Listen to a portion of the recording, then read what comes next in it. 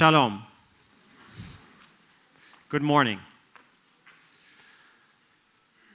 It's really great to be in Israel, one of my favorite places to be, and I'm really honored to be speaking here today. So today, I wanted to talk to you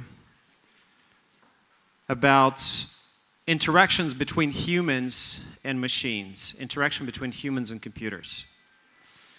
Because this new technology revolution that we call the Internet of Things, that's supposed to generate 50 billion connected devices in the next 5 years, that's what it is about. It's going to revolutionize the way we communicate with technology, the way we interact with machines.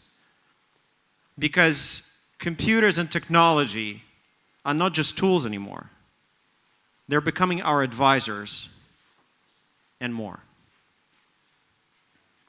So I'm going to talk a little bit about our book, a little bit about the Internet of Things. Then I'm going to talk a little bit about a few examples in the education space and what the Internet of Things can do in the education space. And I'll finish by talking about the interaction between humans and computers.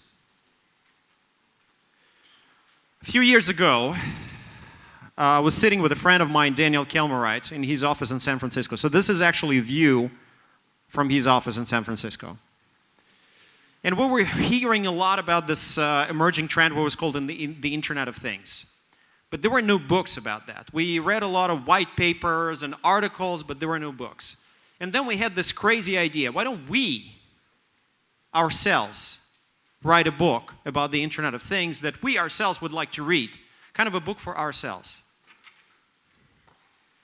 And we started reaching out to a lot of people we knew in the industry. We started interviewing them and asking them what they thought the Internet of Things was about. What was coming? What were the opportunities for investments, for entrepreneurs, for engineers, for makers, for companies, and so on? We called our book The Silent Intelligence. And the reason we called it The Silent Intelligence, there are actually a couple of reasons. But one of the reasons is we realized how much of it was already happening. So raise your hands, how many of you have a wearable fitness tracking device?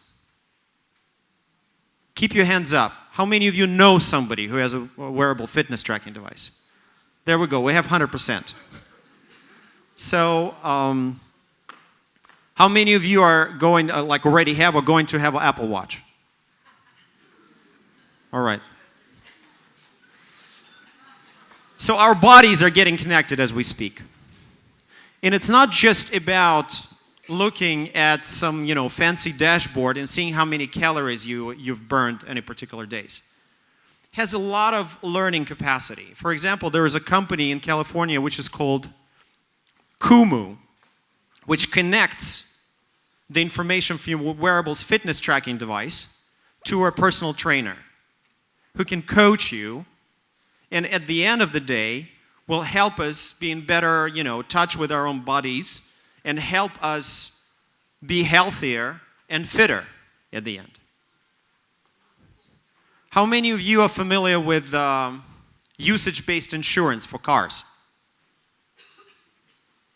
So in a nutshell, usage-based insurance collects the data from your driving patterns, shares this data with insurance companies, and they can reward you for being a better driver, lower your monthly rate by seeing how you avoid sharp turns, rapid acceleration, all those kind of things. But think about the educational implications. That it actually teaching people by giving them direct feedback, direct behavioral feedback. It's teaching them to become better drivers by giving them alert at any given moment if they're doing something unsafe, which could potentially lead to an accident. That's a huge impact of the Internet of Things. So as I mentioned, as we were writing a book, we realized that the Internet of Things was growing steadily in the background without us realizing. And if you think about, there's just so many things around us that are already being connected. There are smart thermostats. They're connected home hubs. They're connected parking meters. They're connected vending machines. Home security system. Things connecting without us even noticing. It's happening quietly and almost silently.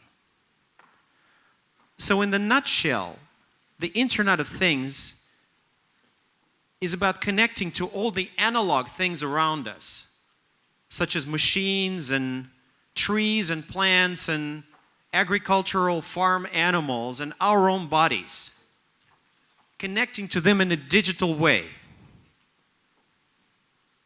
And that holds all the benefits of digital communication, such as high speed, easy multiplication of data, and easy integration with other digital systems, such as CRM or ERP or anything else.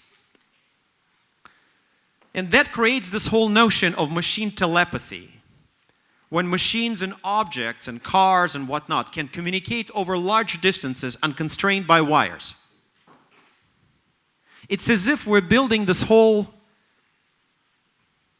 nervous system around ourselves. Digital nervous system that helps us better connect to things we use every day in our homes, our cars, buildings, cities, lights, and our own bodies from a health standpoint. So I wanted to talk a little bit about what does it mean for education. How many of you have children that spend way too much time on playing different devices like iPhones, iPads? Okay, so I'm on the same boat here. On one hand, you definitely don't want to discourage them in operating with technology. But on the other hand, you want to make sure that there's educational value in what they're doing, that they're learning something new. So there are devices, there are solutions out there, there are applications out there. One example is our Pact, that essentially allows you, it's like device management for parents, right? It can send certain set of rules on all the devices that children are using, and can tell them how many, what times of the day, which applications they can use, and if they can spend more time on a particular educational applications, and builds this point system that encourages children to spend more time with educational things. But think about how Internet of Things can even take this one step further, because now you can use wearable fitness tracking devices from kids. And you can actually build incentives for children to spend more time outdoors, because you can have direct, real-time feedback on how much time they spend active, how much time they're being active. You can build all those point systems to encourage them and compare them to other kids in the same age group, how active they are, and maybe build some virtual competitions for them.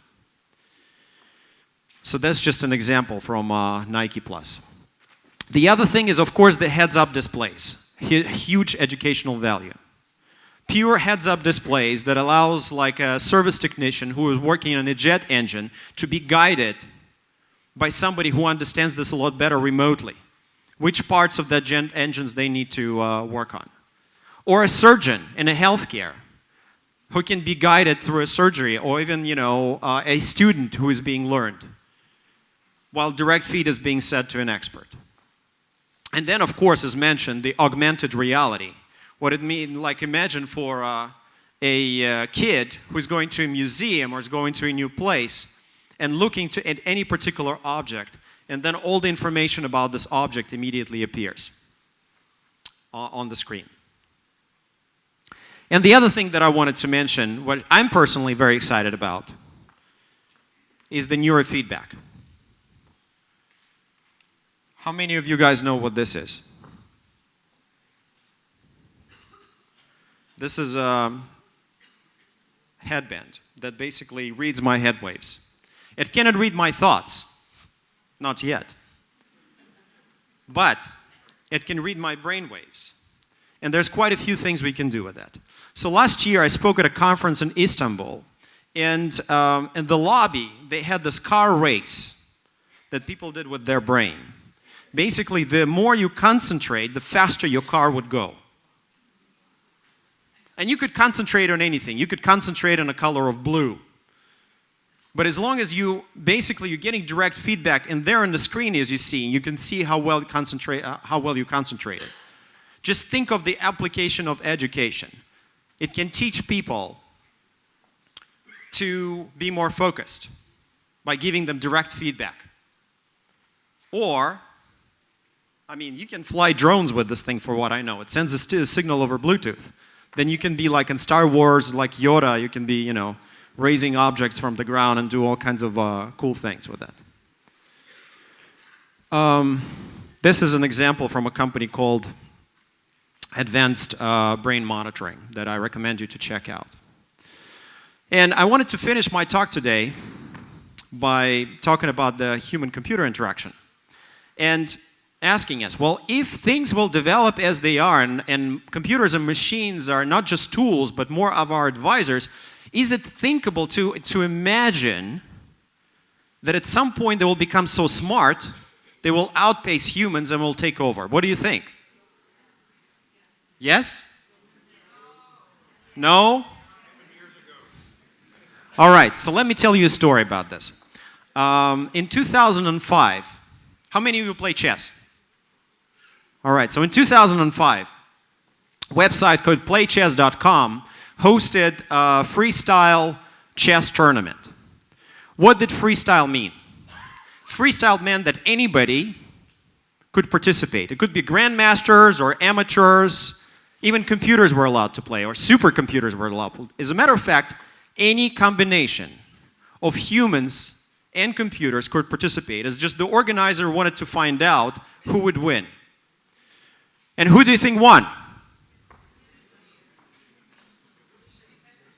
All right, who thinks that a supercomputer won? Who thinks that a grandmaster won? Who thinks that a grandmaster with a laptop won? Who thinks that a supercomputer with an amateur won? Who thinks that 2 amateurs with 3 laptops won? Well, as a matter of fact, that's exactly what happened. Can you imagine? 2 amateurs with 3 laptops won a global chess tournament. Garry Kasparov, who was monitoring this whole game, was appalled as anybody else.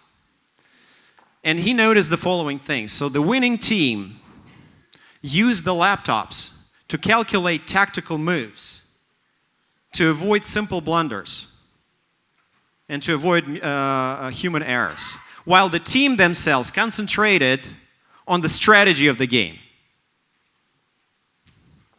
And basically what he concluded is that was the unbeatable combination. Because a weak human plus machine plus superior process are better than a supercomputer alone, but even more importantly, a strong human plus machine plus a weak process. And that's, at the end of the day, what makes me very optimistic about humans and computers, about the human's role. Because machines and sensors, they don't have imagination. They don't have intuition. They cannot think strategically. They tend not to fall in love with their dreams like we humans do. And that's why I think it's so important when we talk about education that we not only educate people who are great with technology, but also we educate dreamers. People who grow their creativity and imagination and can come up with new ideas and new problems to solve and new solutions to those problems. So we always stay one step ahead of the machines.